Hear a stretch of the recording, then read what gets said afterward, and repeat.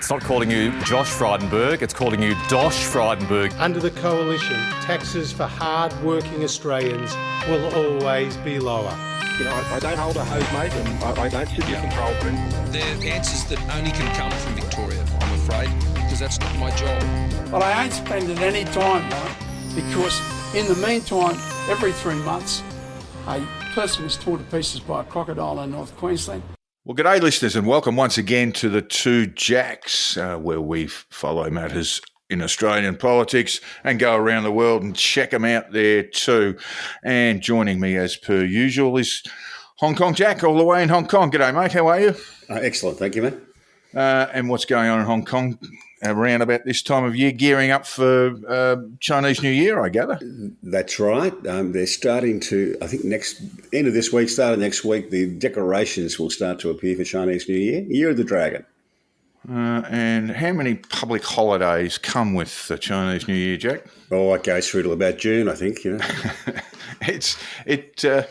It coincides. I generally remember the Chinese New Year. It doesn't work off the Gregorian calendar, but it tends to coincide with our Australia Day, Jack. More or less. It's February 10 this year is China, the China of the New Year. A little bit later than last year. A little bit later, yes. Last year I think it was pretty much on Australia Day, but yes, a little bit later this year. Elements of the Chinese elements of my extended family have Chinese New Year celebrations, and we haven't been invited to the home yet. So it's obviously happening in February.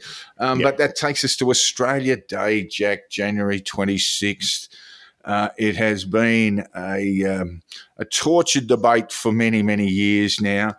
I'd simply ask you, do you think it's gone off the rails as the stupidity reached its zenith? It will struggle to outdo this year. Yes, I think any subsequent year will be very difficult to equal this year so far. Of course, this year we've had one of our most senior politicians in this country, Peter Dutton, Leader of the Opposition, calling for a boycott on Woolworths, Jack, who employ around 200,000 Australians, biggest private employer of Australians in the country. It's not his best work, is it? Well, I'm not a fan of these kind of boycotts, whoever's doing them.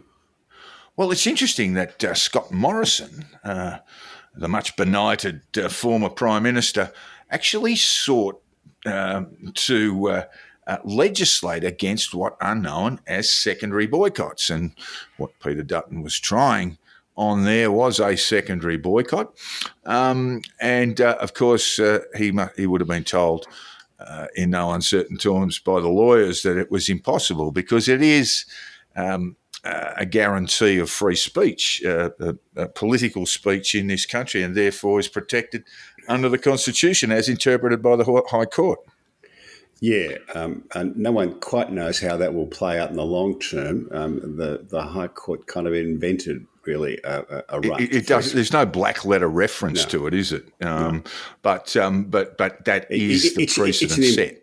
It's an implied freedom of speech. That's speech. Right. That's exactly right. But yes, here we had one Prime Minister or one leader of the Liberal Party wanting to terminate secondary boycotts, and then the current leader of the Liberal Party decides to promote one. It sort of tells us where the Liberal Party is going, Jack, that it sees some benefit from seeking what we might call new votes in the outer suburbs, the blue-collar vote, for want of a better term. Has there been any polling on whether people like Australia Day? I did notice that the IPA put out a poll saying I think 63% supported the January 26th celebration of Australia Day. I would probably want to have a look at the methodology there, Jack. It's a difficult question to ask in a poll because it can be interpreted as saying, would you like to have one less public holiday? unless you get the question absolutely right. And so if you're going to ask people if they would like one less public holiday every year, you're going to get a fairly strict no response, aren't you? You are. And the IPA doing it, there's an element of Mandy Rice Davies about that. Well, they would say that. A little bit of push polling. Yeah. Are you sure about your answer? Yeah. I certainly think we need to have an Australia Day. I'm not terribly wedded to any particular date. The 26th of January is really a kind of a Sydney celebration. Well, it's happy birthday to Sydney, isn't it? Yeah, it is, really. But I think it's important that that we do have an Australia Day. Australia and the Swiss are pretty much tied for the highest proportion of foreign-born people living in their country, well ahead of the OECD average, right? And Australia's done that very, very successfully. And I can tell you that if you talk to migrants, they want to have an Australia Day. They want to have some sort of sense that this is why we're here. They know why they came, and they don't go back very often. So that's kind of important. Poms go home, often whining about the weather. It's too hot. It's too humid. Yeah. Yeah, not in big numbers, but they do go home. That's true. They do go back and have a whinge while they do it. But you're right. We need to have a fixed date where we can celebrate national identity, whatever that might be, whether we are, of course, a very successful land of migrants, nation of migrants. Yeah. And from my perspective, celebrating, there's a lot to celebrate and a lot to like about British colonialism. Not everything's good about it, but there was a lot to like about it. Australia's much better off that it was the Brits than the French or the Portuguese or the Dutch who colonised Australia. Yeah, I guess if we look at the history of exploration in the South Pacific, it could have gone one way or the other. But look, we do need. I fully understand that we do need to have a national day of celebration. Pretty much every country has one. The difficulty we have is our idiot forefathers, Jack, our constitutional forefathers, brought in the Constitution on the 1st of January 1901. And that is the day of nationhood in Australia. And we can't have that because it's the 1st of January. It's a public holiday anyway. Well, and people would be too seedy to go to the celebrations. Exactly right. So we can't do that one. I mean, look, it must be said that the January 26th public holiday has only been in, I think, since 1994. So we're not talking about changing centuries-old tradition here. Well, the public holiday being on the 26th rather than the nearest Monday dates to 1994. Yeah, but then we can go back further into history and see that Australia Day was celebrated in July, in April, often relating to significant events around Australians in wartime. So, look, let's get back to the Woolworths boycott, Jack. I noticed the reject shop was touting for business and saying, look, Woolworths may have forsaken you, but we have this. And it was the most appalling amount of tat that you could possibly realise in a series of shelves that were about a metre wide and about 3 metres high. The idea, I'm not a huge fan of either of the major supermarkets, of course. I don't think too many Australians are. But the idea that they should be stocking things that don't sell by weight of public opinion is bizarre to me. And for that to be implemented by the leader of a party that extols the virtues of the free market, strange stuff. Of course, we've had 2 vandalisms, both in Brisbane. One person arrested in regard to one in Tenerife, I believe, and another one vandalised, graffitied in the Brisbane area. Again, the culture war stuff. I think our political leadership need to understand that there's a fair amount of heat out in the community, and there's no real need to stoke it up.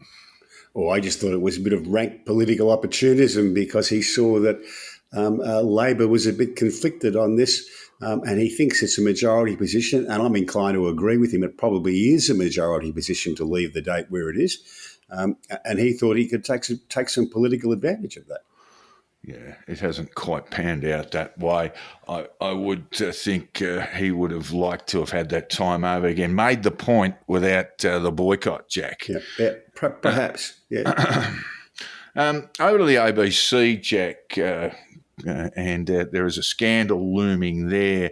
A journalist at the ABC, Antoinette Lattouf, was let go, was given the don't come Monday by the ABC following some pro-Hamas tweets or pro-Palestinian tweets. How would you describe them firstly, Jack? They were pro-Hamas in my view. I can just add, we're recording this on Thursday. Was it Thursday the 18th? Yes, indeed.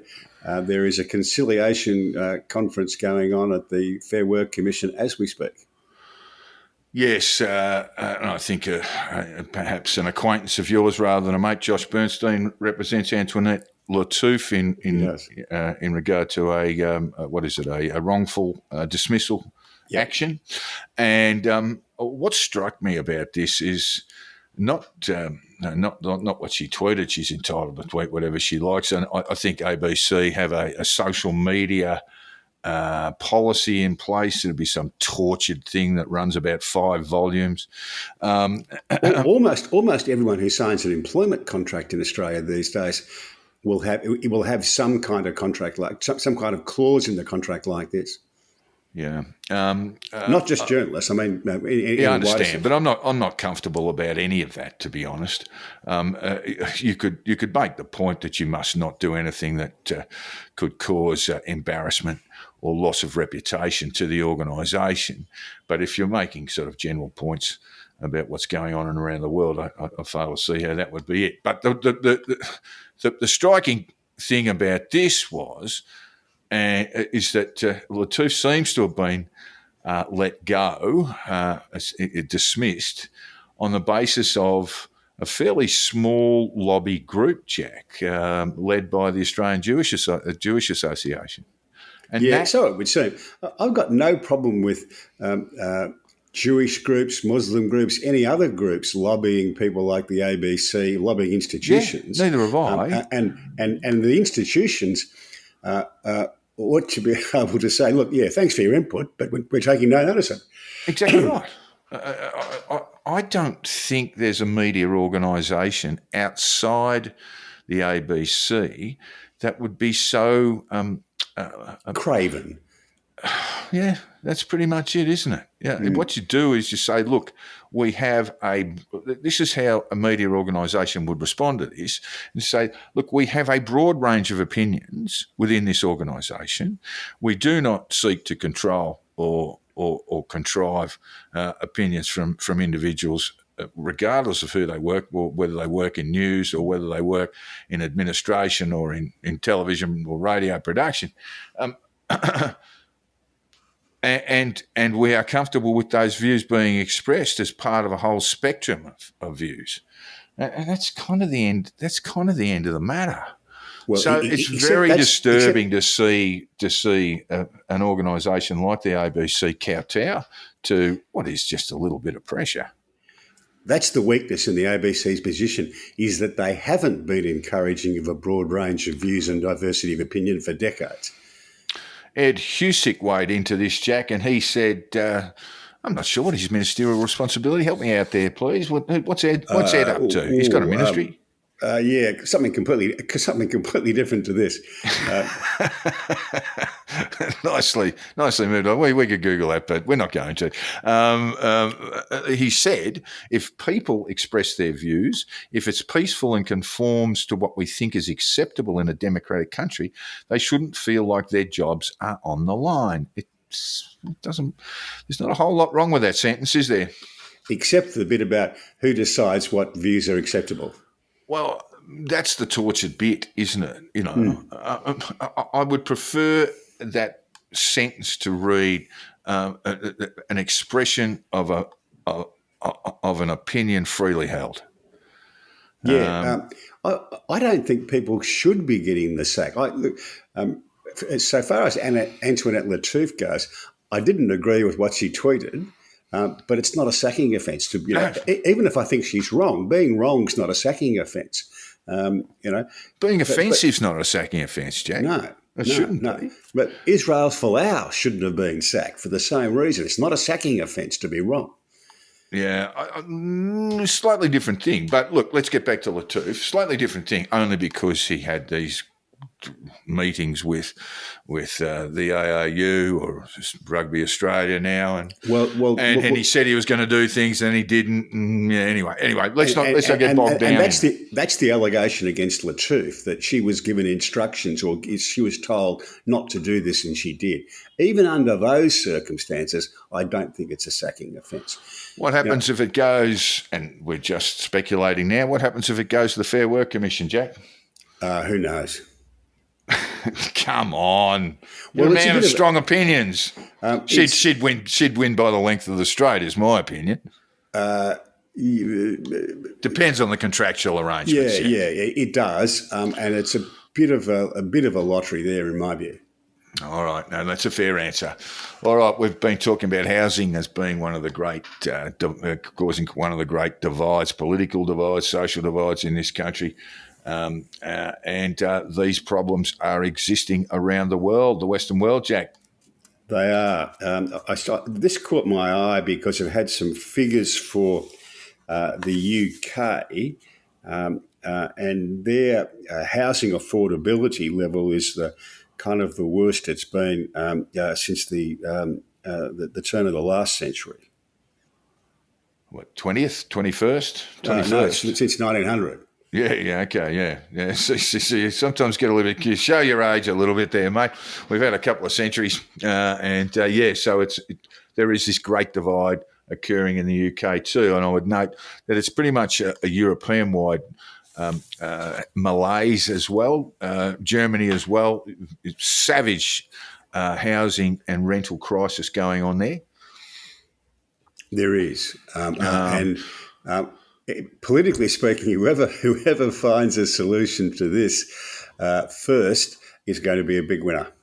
Well, I just throw this in, Jack, that I think the cycle of life is going to sort some of this out at least. There is a lot more going on here, and what has begun to happen is a massive shift of wealth from what we might call boomers to millennials, when the family home is passed on down to generations after the death of said boomers, or those who the pre-boomer model is the greatest generation, isn't it? But that wealth is starting to shift, and it is essentially the handing of the family home on the occasion of death to the children. The children now getting into their 40s, 50s, sometimes into their 60s, who'll be sitting on sort of, at Sydney real estate prices and Melbourne real estate prices, looking at sort of multi-million-dollar gifts. Yeah, and that's been a design-in problem in Australia, because all the tax system encourages people to put their wealth in the family home. Yeah, and bequests are not taxable, although the Greens would like it to be so, Jack. Yeah. It's an interesting policy, isn't it? It's considered political death for the major parties to even contemplate it as a silent thought bubble at 4 o'clock in the morning when it's just them lying in bed. The states used to have death duties in Australia, and Joe Bjelke-Petersen, the former Queensland Premier, really ended this because he saw an opportunity for Queensland in saying that there will be no death duties in Queensland, and that was to encourage retirees to move there, sell their property in Sydney, Melbourne, buy a property in a bigger property, say in Queensland, on the Goldie or further up in Queensland, and therefore be able to leave that property to their families without paying death duties. When there's the old-fashioned view of this is no one can better afford to pay taxes than the dead. So they were considered, this is kind of considered good sound tax policy. There are death duties, death taxes and inheritance taxes in place in the UK, for example. Yeah, it was the Bjelke-Petersen move did cause a lot of people to retire to Queensland, to the Goldie, as you say, and ended in politically, and ended the National Party stranglehold on the state too, because they came up from down south with all these crazy ideas, Jack. They did. But there became a kind of a competitive thing. Then the other states didn't want to lose out to that, so they got rid of their death duties as well. Yeah, so no death duties exist in this country. There are capital gains taxes and things like that. Australia is relatively unusual in that, I can say. It is, yeah. I mean, look, for example, I think, if you inherited a house and you sold it within, I think, a 2-year period, there's no capital gains tax payable on it. That's correct. At least that's my recollection. Yes.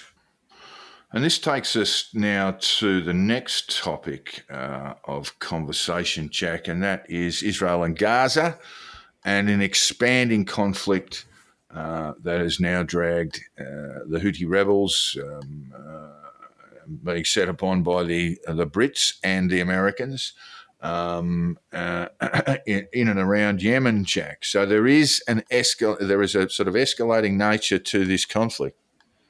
With Australian assistance, the Americans keep. Well, it's really just moral, I think, at this stage. Oh, I think they sent a few troops over there to sit in the command centre. Yes, well, Joe Biden has said that Australia is a supporter of this action. Is there a danger of serious escalation here? I mean, the two warring sides in the Middle East, excluding Israel, the two warring sides are the Saudis and the Iranians, Jack. Yes, that's a fair representation. So is there a real concern now that the Houthi rebels, who are backed and sponsored by the Iranians, who were, in fact, a minor little group before the conflict in Yemen started, but have now been become a sort of proxy army for the Iranians? Is there a chance that this could escalate to what many of us sort of think is the sort of the end game in the Middle East, the conflict between Shia and Sunni, between the Saudis and Iran? There's always a risk of that. But I would say, my view of it is that I don't think the West has any choice but to do what it can to take out the Houthi strike capacity, because so much of the world's trade goes through the Red Sea. Yeah. And I don't think you can allow a bunch of terrorists to pick and choose which ships get through and which don't. And there have been a number of successful strikes on tankers. There have been a number of reprisal strikes on the Houthi rebels. They are clearly outgunned and overwhelmed in a sort of standard military fight. But these are not. This is essentially a guerrilla warfare tactic, isn't it? And difficult for overwhelming military force to do much about it. Yeah, I think they can do a hell of a lot about it. Whether that will be enough, I don't know. But I don't think there is much strategic. Well, there are strikes now in Yemen. There have been strikes now from the so-called coalition into Yemen, and yes, there is that risk, isn't there, of an escalation? What we have seen, as you pointed out, on numerous occasions, is a broad, no broad support from the Arab world for the Palestinians in Gaza, and certainly no broad support for Hamas, no support for the reconstruction of Gaza, because they figure it'll just be blown up again in 10 years' time when there's further outrages committed by the Houthis. Sorry, by Hamas. By Hamas. Yeah. The Arab world wants to be rid of Hamas as much as Israel does. Yeah, you can see that. I mean, the Saudi Arabian Secretary of State. I mean, look, let's be honest. The Saudis are not good global citizens, but and the Saudi Arabian Secretary of State said we will recognise Israel under a full normalisation. So that's fairly clear. Fairly clear where their allegiances lie. I did a little bit of work. Meanwhile, the Egyptians have rebuilt their border crossing at Rafah, and it's impressive. I think Donald Trump would like it. You've never seen so much razor wire. They have no intention of allowing the Gazans to go into Egypt.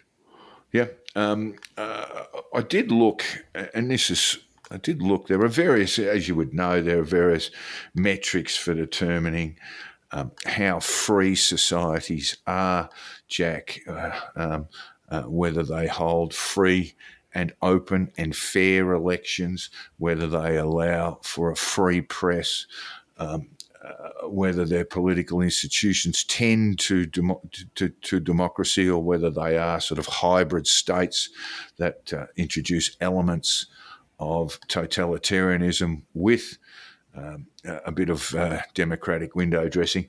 And I took to scan on that list. Israel is listed as what's called a working democracy, like Australia, like the UK, like New Zealand, like the US, like Uruguay, which is considered, oddly in these metrics, as the most democratic state in the Americas. And then scrolling down, Jack, we get to there are about 215 nations in the world. The North Koreans didn't get a mention, but Gaza was listed as an absolute autocracy. And I think a lot of the West just don't get this. A lot of people in the West don't get this, particularly those on the left. Yeah, I'm not surprised about Uruguay, but there you go. Well, Henry Lawson thought it was a terrific place. Yeah, there are utopia. There are a number of basic things that you need to fit it. You need a kind of free-ish press, some kind of representative government, private property rights, and the rule of law, and then freedom of religion, etc. Freedom of, if you've got that, you're going to be a successful country. And if you haven't got most of those, you're not. And places like Gaza and Yemen, and Saudi Arabia, for that matter, and Iran don't have them. I don't know if you said Iran, but Iran... Yeah, well, Iran would score very poorly on those things. Ethno-religious autocracy. It does. And look, it was interesting to me because I was looking at the world is facing, the world is facing 60 elections this year. In fact, there have already been 2 run and won. And the first was in Taiwan, where the sitting party has lost a few seats and lost its majority, but their presidential candidate got up. And then on the other side of that coin, Bangladesh had its legislative or general election, which was an absolute shambles, with the ruling party forcing genuine opposition parties into holding boycotts, and then getting 74% of the vote and driving a substantial majority in their legislature. And this is... So when we talk about these 60 elections, we're not talking about democracy flourishing. We are talking about a lot of window dressing. There are 26 of those 60 elections are due in Africa, Jack, including South Africa, which is essentially a one-party state and has been for a very long time. And as we've suggested on this program previously, veering more and more into gangsterism and deep intrinsic systemic corruption. There is an election in Togo coming, and Togo holds the title of the most coups since World War II, or since basically the reign of independence in the 1960s. The Russians, of course, are going to the people, so to speak, this year, as are the Belarusians. And we might remember how badly that election went, what was clearly contrived. Of course, we've got the American election, we've got the Indian election, which is such a vast exercise. It's run over essentially a month. Very soon, in fact, next month, we have an election in Indonesia, where the favourite there has a particularly dark background with Kopassus in East Timor and in West Papua.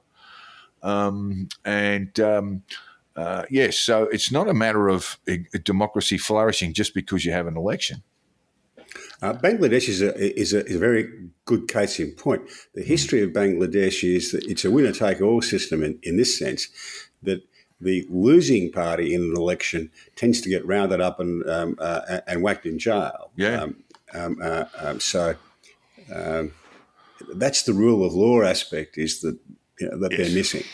Yeah. I was just amusingly looked at Azerbaijan also going to the polls this year.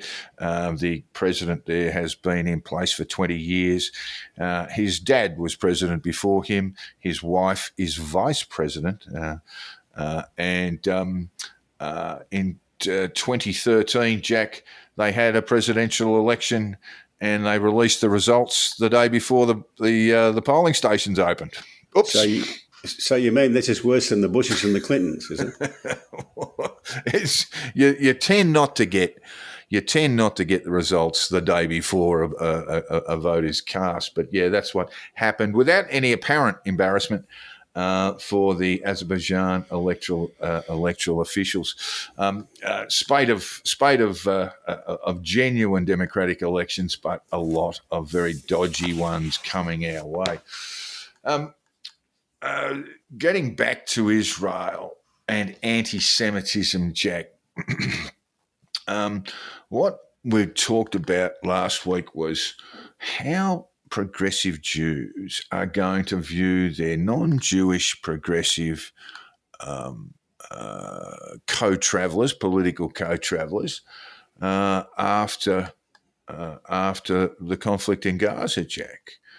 This really has given rise to an enormous amount of anti-Semitism around the world, and has come in part from, like I say, these sort of fellow ideological travellers. Well, firstly, we should just acknowledge that Western Jews in the Western world, trend very progressive. Yeah, for the most part, that's right. There are elements that are conservative, but they're relatively small. It's a very, very progressive group, and it's very difficult for them at the moment because the people who they thought were their allies, or who with whom they shared values, they are quite at odds with now. I mean, there are the pro-Palestinian demonstrators the other day in London were I forget exactly what they were chanting, but it was a pro-Houthi It's nuts, chant, isn't it? and you kind of wonder about that. This is a regime. If it doesn't these quite people tolerate, should spend a weekend with the Houthi rebels, Jack, and just see how what their values are like. and it's arguable the Houthis tolerate slavery. That's how bad they are. But if it's a choice between the Israelis and the Houthis, they will take the side of the Houthis.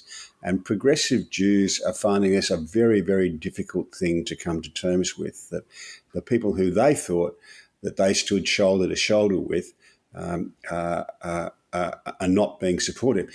Take South Africa, for example. South Africa is the country that has taken Israel to the High Court on apartheid. Right?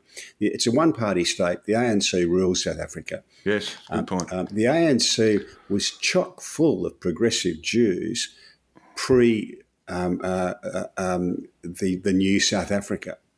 They were, absolutely central to the ANC being the strength that it was.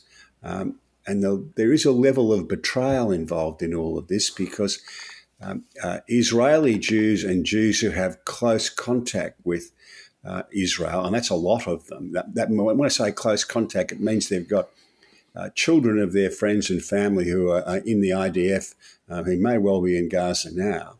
They see this as a 1940 moment, that they think that the October 7 massacre means that they need surrender. They need Hamas to surrender. So they see that their progressive friends are completely at odds with all of this, and it's causing a big rift, personal rifts, and a big rift politically as well. Look, I would just add in regard to the relationship between South Africa and Israel, there is a long history there, and while most of the world placed economic boycotts and military spending boycotts, or the sale of military hardware boycotts in place against apartheid South Africa, Israel never did, Jack. No, I know they didn't. It's a complicated issue, but at the same time as that was happening, there were Jews heavily involved in the ANC. But look, it's difficult. One thing that's going to happen, I think, is that progressive Jews will have lost faith in a lot of progressive institutions and organisations. That they will never. That faith won't come back. No, I can't see how it can be. I can't see how things can simply just go back to normal once the Gaza conflict is over. I just can't see that. Well, you've got a piece here, and I'm looking. He's a tech who lives in California now, Jewish. His name is Munro. He said, "I would definitely say we're the only historically oppressed religious or ethnic group that is treated this way by progressives consistently." He says, "It didn't surprise me too much that progressive friends would be very critical of Israel. I had known that going back to college. But what did surprise me was the level of attacks on Jews and the anti-Jewish memes and statements online that were sort of being smuggled in as pro-Palestinian. What I heard was just a lot of silence.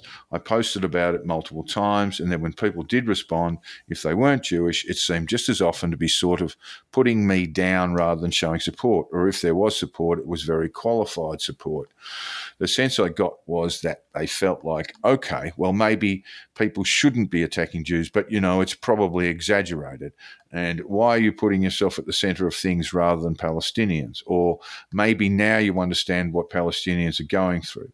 It was just sort of a sense of satisfaction, like we were being rightly punished for something, and that really shocked me hard. And what he's talking about there, of course, is the October 7 attacks by Hamas that led to the deaths of 1,200 Israelis and the hostages being taken to around about 200 people. And what was essentially a slaughter of unarmed Israeli civilians, Jack. Munro is the grandson of Holocaust survivors and has studied Holocaust history extensively. He said he's dismayed by this sort of progressive non-Jewish response. If people are okay with this now, they're going to be okay with anything. And I could just sort of see the whole future ahead of me, and it was going to be a really dark place. He realised that left-wing activists, basically people who focus a lot on identities and standing up for marginalised identity groups, were indifferent to what happens to us at best, and that this was actually quite a widespread sentiment. Yeah, yes. This stems from the oppressed nonsense that they carry on with. I mean, basically, a lot of the pro-Palestinian protests are anti-West protests. Yes, there is a strong element there, Jack. A very strong element of that there too. It's sort of staggered me. I mean, certainly I'm no stranger to anti-Semitism, and through the conditional release program in particular, we've looked at the rise of it, and it has been particularly acute, not just in its normal places, Jack, and that's, the extreme right and extreme left. That's where we normally expect to see anti-Semitism in one shape or another, often in the extreme right just explicit anti-Semitism. The left are a little bit shiftier, the hard left there. But what I've seen is sort of entering into mainstream libertarian and conservative debate is more and more anti-Semitism arising. And what we're also seeing now, not just post October 7, but had been rising for years beforehand from that progressive left, is that sort of streak of anti-Semitism. If you dig away at it for long enough, you'll find it there. This is, we could find an expression of that from the progressive left in the UK, the so-called Corbynites or the Corbynistas. Yeah.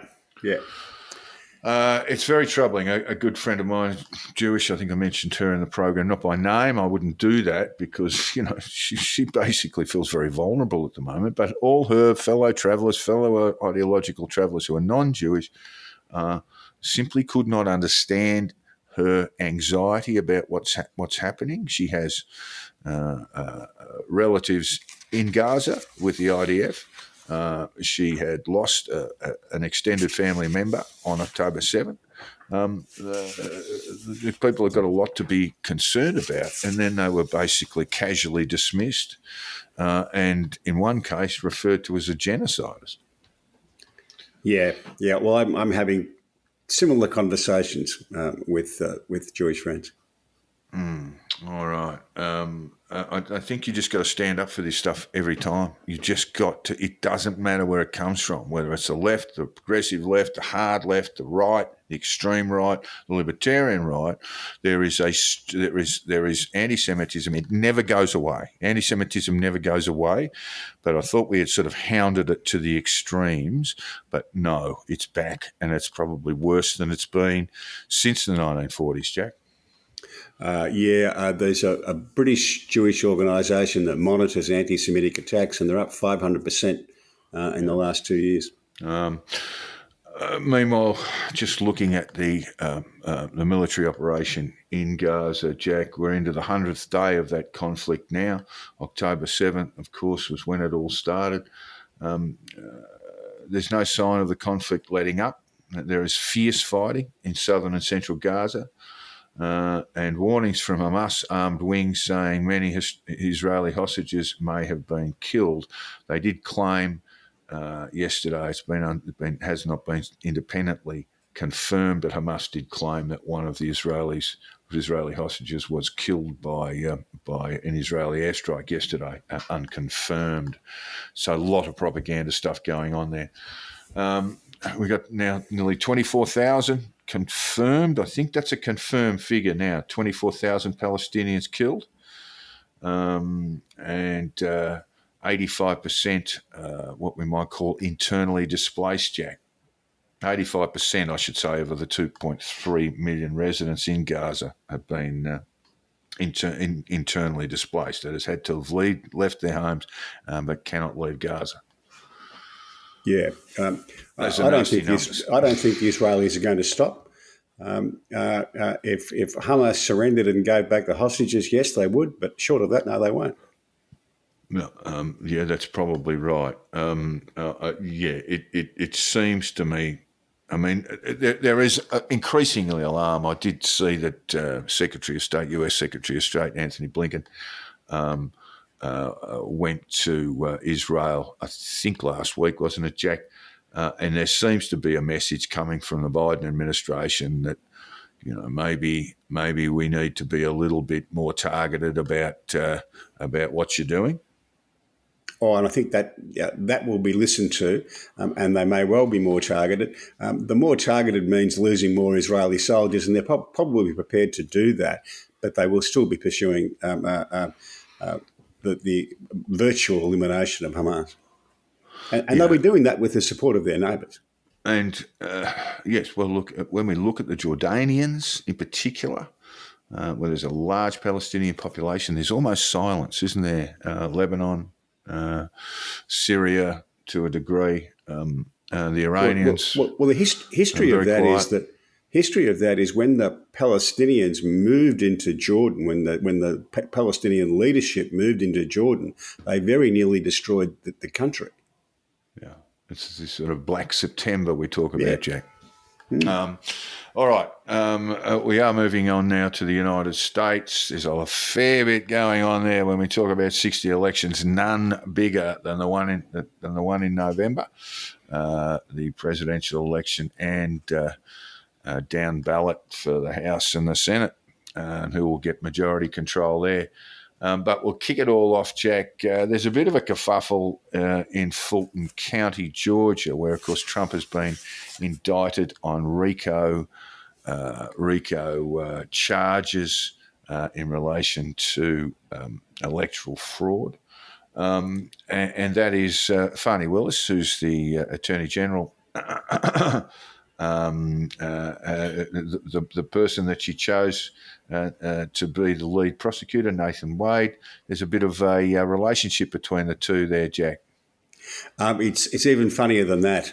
Not only was she having an affair with the bloke she chose to be the special prosecutor to pursue the RICO charges against Donald Trump. He's a divorce lawyer with zero experience in handling these sort of matters, handling RICO matters. It's strange, isn't it? It's just very strange. Yeah. Now the Trump legal team have filed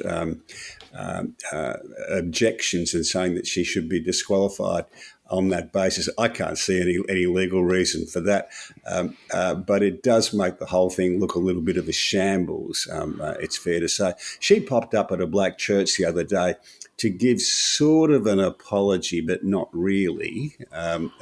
She played the race card, the religion card, the woman card, the whole thing, to try and say it should all go away. But it is embarrassing. It is embarrassing. And I suspect back of her mind, although she wouldn't admit this, is that RICO prosecutions in Georgia, Jack, are locks, right? It's almost impossible not to. Once you've been charged with a RICO offence in Georgia, whether you're Donald Trump or whether you're running the Cat Protection Society, you're in big trouble. Yeah, which is why we had this conversation before, which is why I don't approve of RICO things. Interesting. You're pro-mafia. You're pro-mob. You know? I am. Bloody, I'm just trying to think of the mobster who died in jail. He'd be out and about if you had your way. Yeah, probably. One interesting thing did turn up in the documents. The Nathan Wade, the special prosecutor, billed the Fulton County for two conferences with the White House lawyers, one in Fulton and the other one he popped across to the White House and spent the day there. This kind of puts a little bit of shade, shall we say, on the idea that this is an independent thing and that there is somehow some kind of fourth arm of government, which is the prosecution thing that's independent of the executive. Well, let's get into some conspiracy theories, Jack. Now, you put me into an article in the National Review that says this is all planned. The Democrats have got a big plan, and that is to get Trump, the nominated candidate for the Republican Party. Well, to indict him into the nomination I mean, we would argue about that all day, and we won't do that. But because some of these charges he should be facing, definitely some of these charges he should be facing. The 4-count indictment in Washington D.C. I mean, it looks like a lock to me, and his only way out would be to make this argument that presidents are immune from prosecution regardless of what they do and when they did it. Anyway, but we won't get stuck into that. This is indict him, so cause him considerable embarrassment along the course of the primaries and into the presidential campaign proper, as I understand, and then run him against Joe's already beaten him. In fact, Joe just said during the week, it's kind of funny, all these Republican candidates in the primary trying to beat Donald Trump, and I'm still the only person who ever beat Donald Trump, and I'm looking forward to do it again for the good of this country. Well, Andrew McCarthy's theory is that the reason for the indictments was that that would cause a pro-Trump backlash, which it did. Every time they took some legal action against him, his polling numbers went up considerably. And then you would lock the Republicans into having him as the candidate, and then Joe Biden would beat him. First of all, I'm never much of a believer in conspiracy theories. Yeah, it's a bit tortured, isn't it? Firstly, government doesn't work like that. There's no one who quite sits at the top and says, let's do 4 indictments, one after the other, to do that. You can't do it. It doesn't quite work like that. Yeah, because we've got state and federal indictments, and so, the states and the feds operate independently. Yeah, well, yes and no. The Fulton County fella did go across to the White House to get briefed by the he's allowed to go if he's invited, or if he just wants to wander in and take some happy snaps, mate. That's not a sign of a conspiracy. And certainly, the executive of the United States could have stopped all of those indictments if they wanted to, but they chose not to. That's okay. This is a theory that leans on, that rests on the idea that Joe Biden is going to be going well enough to beat Donald Trump in a runoff of the 2 most unpopular people in the country. And that relies on there being enough never-Trumpers who will actually turn up to vote to make sure he doesn't win. And I think that's a huge gamble. Couple of things. Firstly, I saw Trump, and you could almost hear the hands slapping faces in the Trump camp when he boasted basically that he was the one who, under God, overturned the Roe v. Wade, and that he was proud that he did. And you could just hear those in the Trump camp going, "Oh my God, the old man's done it again." Because that has proven to be a huge push in getting voters, independent voters and Democrat voters, particularly women, queuing up at the polls and casting their ballot anyone but Trump. So that was a really stupid moment from Trump, claiming for that. And I guarantee you that remark will be shown over and over and over again in political advertising to come. We do. Joe Biden has beaten him. He's 1 zip up. And that is absolutely true. And the other thing that Biden has got going for him is that there's very, very good jobs growth. The inflation rate is now at 3% and likely to go down. And if elections are run based on the economy, and they are, then most independent voters will look at the American economy and say, well, it's actually going all right. They don't seem to be at the moment. Not at the moment, but we have a long way to go. And I'd also sort of say that there's a lot of polling there's a lot of polling that indicates that Nikki Haley is actually in a head-to-head with Biden, miles ahead. RDS, Ron DeSantis, ahead of Biden. But when we put Biden in a head-to-head with Trump, well, either Biden leads by a little bit or Trump leads by a little bit. Yep, that's true. Haley does have a well outside the margin of error lead over Biden in the latest things. I don't think Biden will be the candidate. That's still my view. You still think he'll be tapped? Yeah. Look, it'll be a serious tap because he thinks he can win it. You know that quote that I just read out before. He thinks he can beat Donald Trump. So it would be a serious tap on the shoulder. I'd have to be a little bit more forceful than a little tap on the shoulder. His view of that doesn't seem to be widely held in the Democrat establishment. Okay. All right. So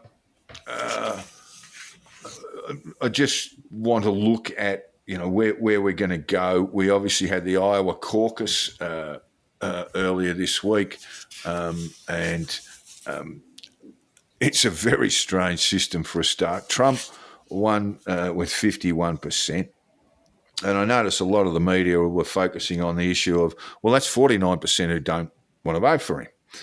And I'm not sure that that's the right conclusion to make around a primary, because you're going to have others that are going to attract support. Haley came third, I believe, didn't she, with RDS a couple of points ahead? Yeah, line ball for second, a photo for second and third. Yeah, I think it was 21-19, with Trump, as I say, getting 51. You might want to explain to our listeners what the Iowa caucus is, Jack. Well, they gather in groups, and I can see your brow furrowing here. It is the craziest system I've ever. It might have been fantastic in 1850, but it's not so great now. Yeah, and it was in the middle of a even for Midwest standards, a fairly extreme weather event, a big snowstorm, etc., etc. So, well, the Trumpers are, the MAGAs are always going to come out. Yeah. We're talking relatively small numbers of people. Yeah. Look, it amuses me that a party that is the Republican Party that is absolutely fixated on electoral fraud would allow a caucus that, and I saw some of the footage. You had a bloke with a brown paper bag walking around a gymnasium collecting votes that way, Jack. Yeah, I'm sure it was all above board, but it just didn't look quite right. Yeah, that's how it works. I don't think that the Republicans get much vote in how it's done. This is a strictly Iowa thing. Yeah, it is. No, all the states determine their own primary, the rules of their own primaries, and this is not an election. It is a caucus. We're off to New Hampshire after this, Jack. Where the numbers are even smaller. This is a tiny number of people. Yeah, but Nikki Haley in the latest poll is showing about 31%, Trump 43%. Yeah. RDS 6%. Ugh. Yeah, no, well, Nikki Haley and Trump have momentum, and momentum is really important in these things. DeSantis, his campaign's kind of flatlining, really. He's backsliding. He's going backwards. Yeah. There's no doubt about that. I don't know that he ever had a real high, probably around about June or July of last year would have been his high when he first announced. Before Trump was indicted, he was going fairly well. Oh, well, there you go. There's that Democrat conspiracy again, Jack. No, it's not a conspiracy at all. I just thought they were stupid to indict him. I thought they were smarter than that, because I think he was not going to be the nominee if they hadn't have done that. I think they made him the nominee. So they want him to be the nominee, Jack. I'm not sure they want him to be, but they made him the nominee. Well, that's the conspiracy theory that we've just explored, says that they propelled him into winning the primary and being the candidate that they think Biden can knock over. Well, I think they did propel him into being the candidate. I don't think they did that deliberately. Yeah, I think that's a bit of a stretch too. But, although I would conclude that if Nikki Haley or to a lesser degree RDS were up against Joe Biden, I think the result would be a fairly comprehensive victory for either one. Yes. And that's certainly what the polling is telling us too. And I'm sure if they tested any other Democrat against Donald Trump, they'd probably get a pretty good result. The reality is a clear majority of Americans don't want either of them. Yeah. Well, that does play into the hands, and I know it's not on our notes for today, but it does play into the hands of the third-party candidate, Jack, and that's a man with a very famous name, RFK Jr. But the bloke with a bad voice. It's not great, is it? He's not much younger than Biden or Trump, but he tends to sort of run this sort of I am the youthful candidate. But when the primaries are underway, and he won't be subject to a primary, of course, because he's non-party aligned, or he says he is, when these primaries are around, I'm going to make a big call that his polling, which is around about 25%, with Trump and Biden making up the other 75, his polling, that will be the high point of it, because America will be fixated on the primary contest, particularly around the GOP. Well, the primary contest for the Democrats is a sort of no-brainer, and there'll essentially be nothing, because Biden will be appointed unopposed at the DNC, where he might be tapped on the shoulder, as you suggest, but there's no real primary contest. So all of that, any sort of momentum that Bobby Kennedy Jr. has created will dissipate, or is dissipating right now.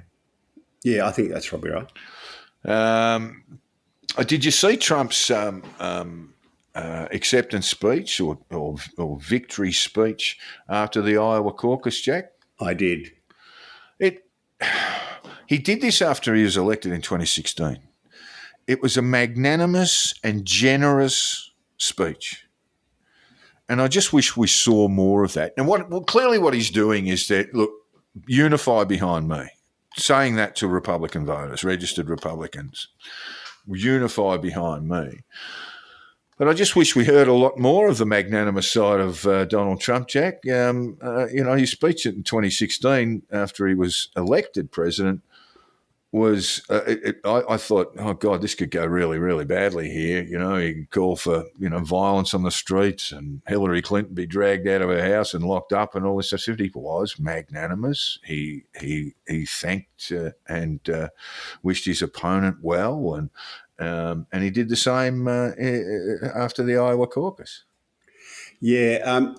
One of the things I think we need to remember about him is I think he owns a share of the Miss Universe contest, and I think he owns a share of the wrestling thing at one stage. I never want to see him in the swimsuit competition. Yeah, no, but I think he owned a share of the wrestling organisation. He was certainly involved in it. Yeah, his good mate was the WWE bloke. Yeah, and I think he had a share of it. And he is a carnival barker in real sense. He's a spruiker.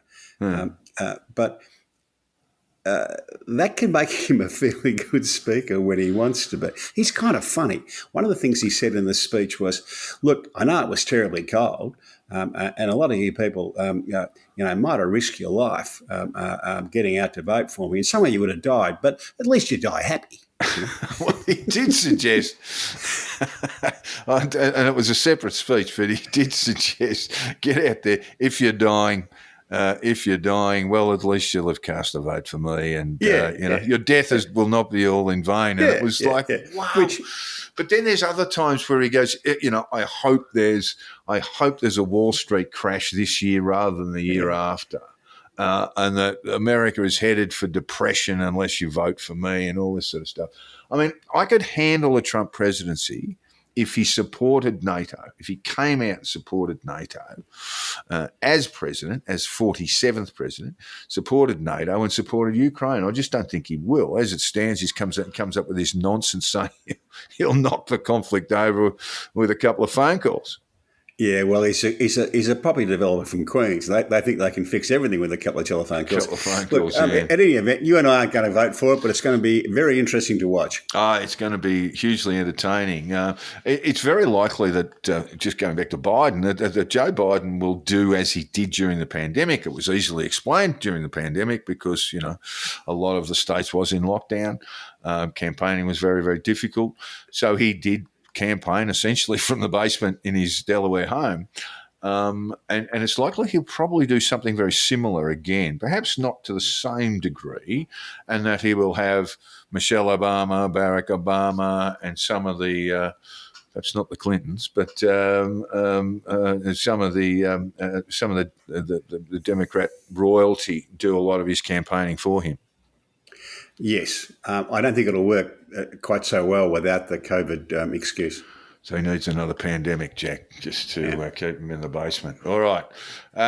Where do we go after New Hampshire, Jack? New Hampshire was always the first primary, but Iowa have blitzed them with their caucus. South Carolina's next up on the 3rd of February. And Nikki Haley is a former governor there. You'd expect her to go pretty well. Yeah, I suspect South Carolina will probably be the end of the road for Ron DeSantis. Yes. Well, of course, the Iowa caucus saw off absolute charlatan Vivek Ramaswamy, had a go at Trump on the day before the caucus, and while he's always been a sort of sycophant towards him, and got a nice old slap down on from Trump about it. Vivek Ramaswamy was really a conspiracy theorist dressed up as a candidate. Oddly, Jack, Elon Musk predicted that Vivek Ramaswamy would go much better than the polling was indicating. And, of course, he didn't. I'm starting to get the feeling Elon Musk, he might not be the genius I thought he was. Oh, you just don't like African Americans. That's very cruel, but definitely wrong. Yes, I'm starting to think that he might, as a genius, he might have a couple of blind spots, because Ramaswamy was just making up the numbers. Of course, Chris Christie, as you announced last week, had pulled out of the race. I think he would say job done. Virulently anti-Trump, of course, and gave Vivek Ramaswamy a nice old slap as he left the one of the televised debates prior to the Iowa caucus. In cricketing terms, we would call it a send-off. Yeah, did give him a send-off, and it was just perfectly expressed about how, if Ramaswamy was, in the unlikely event he was the president, how he would deal with Ukraine, and that would be basically to count out of Putin. It was a nice old spray, and I enjoyed it very, very much. Jack, as we speak, as we record this, Australia are in a bit of a battle. A bit of a surprise battle against the West Indies in Adelaide. It looked, for all intents and purposes, that the West Indies would be out for about 120, but along came Shamar Joseph, belted up a 36, and he and Kamar Roach put on 50-odd for the last wicket. They battled to 188, showed a lot of fight, which was really, really good. 36 Took a couple of wickets last night. Second top scorer batting at number 11. Well, he's just popped up and taken 3 wickets in the Australian innings, Jack, as well. So he's had a ripping debut. Has anybody had a better first day's Test cricket than to be second top scorer batting at number 11 and then coming out with your very first ball as a bowler and you knock over the world's number 1 batsman? Yeah. First ball. Yes. Look, the issue with the West Indies, look, fantastic. Very, very pleased for them that they are showing a lot of pluck. But have a look at this, Jack. You've got your numbers 3, 4, 5 and 6. Kirk McKenzie, Alec Athanasi, Kavem Hodge and Justin Greaves.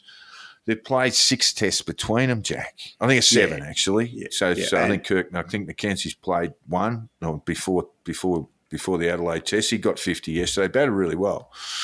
But yeah, that top to middle order, it's just not a lot of experience there.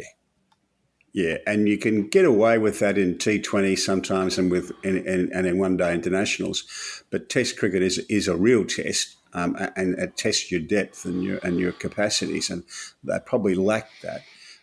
Shamar Joseph, we didn't actually use his name, but that's his name. Shamar Joseph, I mentioned him. 2 years ago, knocked he out was 36. He's from a very poor part of Guyana, and 2 years ago he moved to the biggest town in the area because the alternative was to spend his time logging forest for not much money. And Curtly Ambrose found him at a clinic in this town 2 years ago. So he's gone from 2 years from there to being a pretty good Test cricketer already. The ICC have got to do something about keeping Test cricket alive in the Tier 2 Test nations. And that's partly on, they've got to be paid better. The players have got to be guaranteed some money. So the West Indies, if they pick their best 11, would be a pretty handy side. The issue is that many of those players are going to play in the Caribbean Premier League, or they're going to play their cricket elsewhere because they're just not remunerated enough. And this is the case with Pakistan, with Bangladesh, as you say, those second-tier nations. And what needs to happen is the ICC bring in minimum contracts that have a greater value. Now, if you look at the West Indies 11 there, I guarantee you their highest paid contracted player, which is probably Braithwaite, would be earning less than the lowest contract in Australia. Yes, yeah. And the ICC are going to have to pony up the money for this out of the TV rights. Now, Australia, Jack, meanwhile, 6 for 168. I guess we're just at lunch or just coming back from lunch. Well, no, I'm perhaps still at lunch. I'm just forgetting the South Australian difference in time zone. Stephen Smith out for 12 opening in his first hit out as opener, batting at 1. Marnus got out to a sort of top edge hook shot. Cameron Green hit a couple of boundaries and then got nicked out. And Travis Head's 56 not out. In fact, it looks like they went to lunch with Alex Carey being dismissed, so they're 6 for 168. And I tell you, as an old cricket salt, I tell you that the lesson in this is do not mess with your batting order. And that the positions 1 to 6 are specialised positions. Even the difference between Travis Head at 5 and Mitchell Marsh at 6, they're both very comfortable there, by the way, and they're staying there. But Mitchell Marsh as a 6 would be more used to batting with the tail, or should be one of his assets, batting with the tail.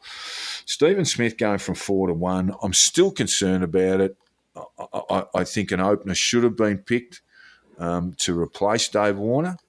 And I think Cameron Bancroft would consider or should consider himself hard done by. I'm not convinced. I know you and I have had WhatsApp exchanges about this. I'm not convinced that Cameron Green is a number 4 at this stage in his career. I know he bats there for WA, but when he first came to WA, or first played for WA, he was batting at 7. So I'm not convinced about that. Look, I'd play Cameron Green, bat him somewhere, just to have him in the gully. I'm not convinced that they've got this right at this stage, and they are playing a fairly lowly nation. I see they have resumed play, and Travis Head is now on 60 not out. So they will take a first innings lead. But not all that comfortable a journey for them. I think it was definitely harder to bat there than it seems to be today, and I have looked at a bit of it this morning. Some of the balls keeping low, but by day 2, this Adelaide wicket should have been an absolute batsman's paradise, and it's not showing up that way in the score so far, Jack. No. A bit to play yet. Oh, a fair bit to play. I'm not doing this from a point of view of, just sticking boldly to or timidly to tradition, but it is a strange. It is one of those things. You mess with your batting order, really at your own peril, and it very rarely works out. It's one of those Bazball-y things, anyone can bat anywhere and all that sort of stuff. It's absolute rubbish. If you're a skilled opener, well, Steve Smith has opened at short form cricket, but to open a test level, I just think it might be asking a bit much of him at this particular juncture in his career, because his hands and eyes will be slowing as he moves further and further in a sort of 35 years of age critical period. It's a great story in the paper last week. I can't think who it was. Who was talking to Graham Gooch on Gooch's last tour to Australia, and Gooch was saying, "Gee, Paul Rifle's gotten a lot quicker." No. Well, I actually spoke to Pistol about this at a party we were both at a couple of years ago now. And I said, mate, can you mind if I take your photo? I've got a photo of me and DK Lilly. I've got my fast bowling album. I've got a photo of me and Jeff Thompson. And I said, you'll be number 3. And he goes, mate, I do not belong. I do not belong with either of those two. But he allowed himself to be photographed all the same. Yes, would have hit the bat hard in his day, Pistol. But obviously Gucci was just finding him a little bit harder to pick up.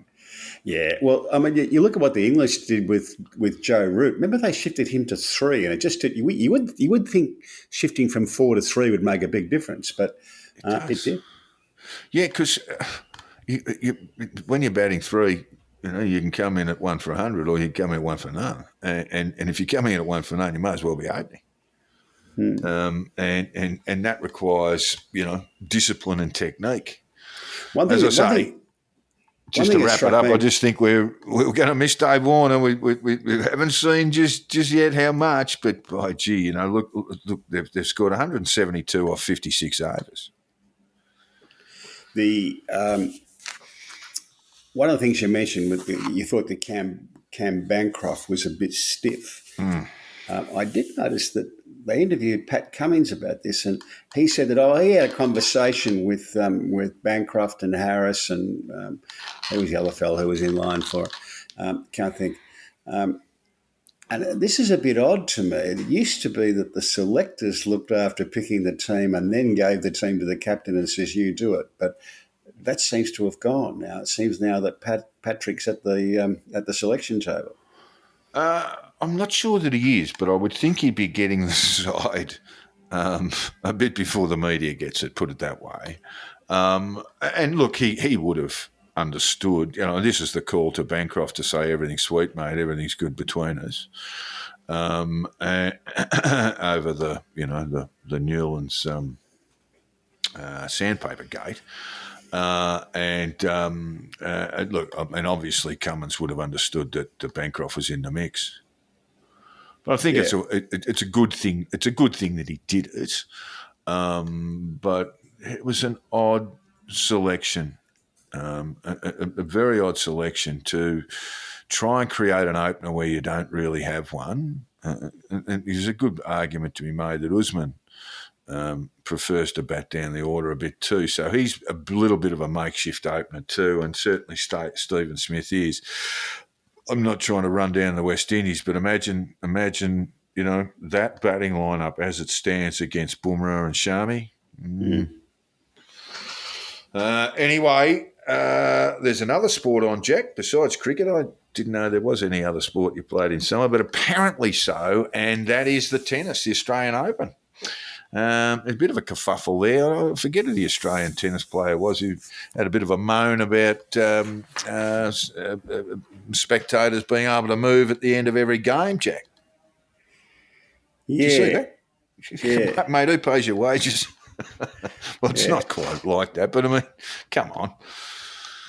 There's always been a difference between cricket and tennis, isn't there? The tennis spectators are expected to sit there in silence and behave themselves. The cricket fans, not so much. Well, they don't though. They don't. They get a bit messy. I think I'd say they get a bit messy, but they get messier at the tennis than they do at Bay 13. They do. Look, one thing I'd say about the Australian Open is what a huge success it is. If you go back to the last of the Kooyong years, it was in danger of losing its Grand Slam status, and John Cain and building what was then called Flinders Park. I can remember watching the first final. It was Mats Verlander and Pat Cash. Verlander won in 5 sets. It was 1988, and Flinders Park and the Australian Open have never looked back since. Had 3 rebuilds in that time. It gets better and better every year. Huge boost for Melbourne. It's one of the great sports success stories. Well, one of the Grand Slam tournaments, of course. I mean, look, the tennis centre there is just part of that enormous sporting complex that I think pretty much begins at the tennis centre, or it might begin with the Melbourne Storm ground. that sort of 50 or 40,000 seat stadium, and ends at the MCG with 102,000 capacity. It just tells you how what a sporting city Melbourne is, to have that enormous precinct devoted to sport, all on the banks of the Yarra there. But you've got to run it well, and the Australian Open's tremendously well run. Has been for a long time. So, who's your tip to win it? Djokovic? Take some bleeding, won't he? I was following it a bit last night, and I think it was an Aussie guy who got a set off him. And I was on Twitter, and an Aussie journo said, how long is it going to take before we need a medical break for Djokovic and the physio comes out? And it was, someone came back and said, that was 17 seconds after you were called.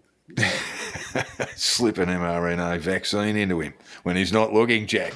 Yeah. What about the Magic Millions? What have we got going on there? This is that's another success story. Not across the horse racing. This is basically Southern Queensland, the Gold Coast. That's their Melbourne Cup, Jack.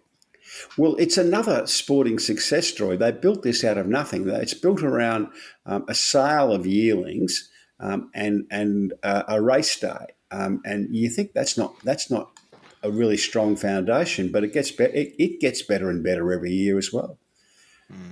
They are both examples. If you run sporting events well, they succeed.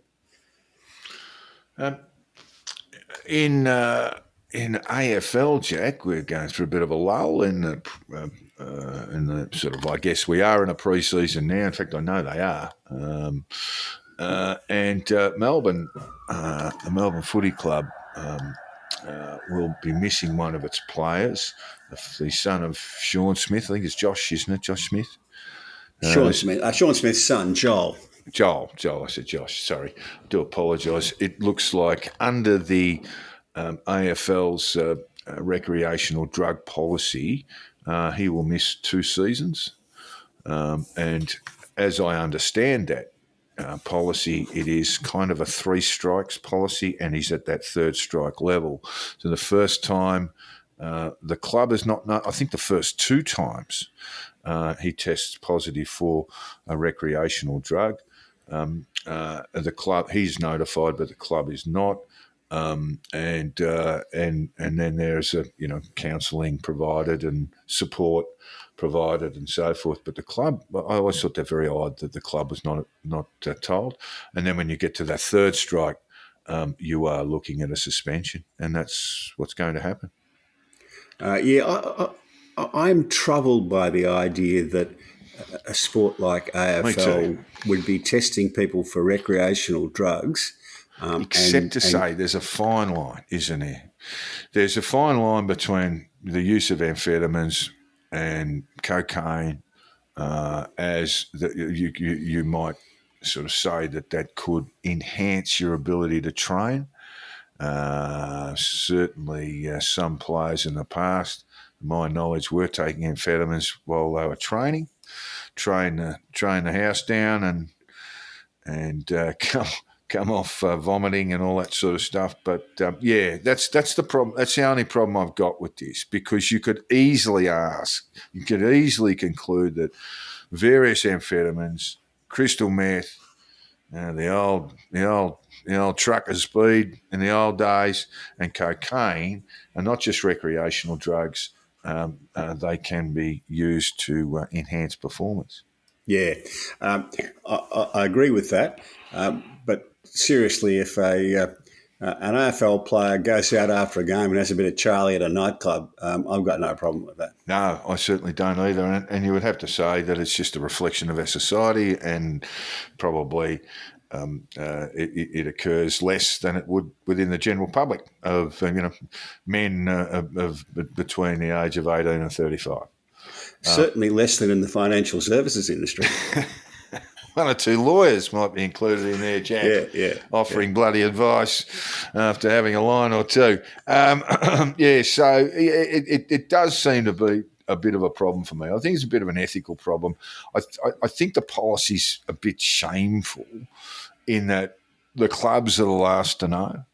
Yeah. And you'd also say excuse me, Joel Smith, you've been pinched twice. You think you might knock it over. Cocaine sits in the blood system for not very long, and they're not doing hair tests, so they're doing urine tests, and it's out of the urine within, my understanding is, tops 48 hours. Yeah. So you get pinched a couple of times, you might think, well, perhaps I should just have a beer instead. Yeah, yeah, but it troubles me that the AFL are punishing people for something that's fairly common in the community and isn't performance enhancing, or they ought to have to establish that it's performance enhancing. Yeah, fair point. And I would also add that I've written on this. I mean, I think cocaine should be legalised just to get the bloody price down and stop people being shot in the streets over drug traffickers. Turf wars. All right. Well, that takes us out for the rest for this episode, our second episode of the year. I'm off to go and watch the cricket, but Jack has got one thing to add before he goes. Just before we go, something has happened in at the Australian Open in the tennis. We have had the return of the short shorts for men. Oh, really? You haven't been watching this, but does that bother you, Jack, or is it add to your excitement? A couple of days ago, Johnny McEnroe and Jim Courier were discussing this on air, and Courier said it was Pete Sampras who turned up at a tournament in the long shorts one day and saved everyone's dignity. He's got a tall fellow, though. Yeah, John McEnroe, by the way, there's no better tennis commentator in the world than the great John McEnroe, is there? No, he's terrific. And Jim Courier is very good as well. Jim Courier was a very boring tennis player to watch, but he's quite engaged and lively as a commentator. Sort of American Ivan Lendl, wasn't he? He was, yeah. Anyway, while we're on the subject, just the short shorts, it took me back to my late father and the Warwick Kappa days. Remember Warwick? Warwick had the shorter shorts. Yeah, he did, and my late father used to say that they're like the Muckatar Town Hall. There's no ballroom. That's very good. Can I just leave you with my favourite Warwick Kappa story? They were doing a pictorial promo for some reason. Well after his retirement, he of course married I think a model of some description, Jack, and I can't remember her name, but they did do a pictorial in Penthouse, the pair of them, a very raunchy thing. But as this journalist came through his house, he was showed off the apartment. He lived in the Goldie at the time, and he said, and he walked in and walked into the bedroom and just slapped the bed, did Warwick, and just said, "This is the tool room, mate." He's not shy at all. Very, very funny bloke. There's a great photo of him, Jeffrey Edelston, and what's his name, Nixon, the former manager. And he's just thought there's quite a few convictions and about 4 brain cells between the three of them. Yeah. All righty, that takes us out. We want to thank you for listening and also encourage you to get in touch if you wish to. Drop us a line. On my Twitter DMs are always open on @JackTheInsider, and you can get hold of Hong Kong Jack on the Substack. Give it to us, Jack. HongKongJack.substack.com. Thank you very much, and we'll see you next week. See you, listeners. Bye.